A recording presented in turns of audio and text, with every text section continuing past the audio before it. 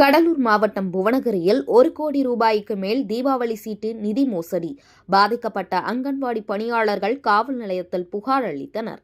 கடலூர் மாவட்டம் புவனகிரியில் அங்கன்வாடி மையங்களில் பணியாற்றி வரும் 120 பணியாளர்களிடம் அதே அங்கன்வாடி மையத்தில் தற்காலிக பணியாளராக பணியாற்றி வரும் அருள்குமார் என்பவர் தீபாவளி சீட்டு பணம் கட்டினால் நகை பெற்றுக் கொள்ளலாம், பணம் டெபாசிட் செய்தால் ஆண்டு முடிவில் இரட்டிப்பாக பணம் தரப்படும், பணம் கட்டி வந்தால் ஆண்டு முடிவில் மளிகை பொருட்கள் தரப்படும் என விதவிதமான ஆசை வார்த்தைகள் கூறி பல்வேறு நிதி திட்டங்களை காட்டி பணம் பெற்று வந்தார்.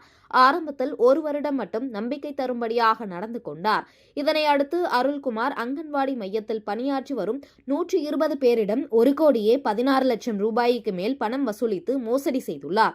இதுகுறித்து பணத்தை பெற்றுத்தரும்படி பாதிக்கப்பட்ட அங்கன்வாடி பணியாளர்கள் புவனகிரி காவல் நிலையத்தில் புகார் அளித்தனர். பணம் கொடுத்து ஏமாந்த அங்கன்வாடி பணியாளர்கள் தாங்கள் ஏமாந்தது மட்டுமல்லாமல் தாங்கள் மூலம் பல பேரை இவரது பணம் கட்டும் திட்டத்தில் சேர்த்துள்ளார்.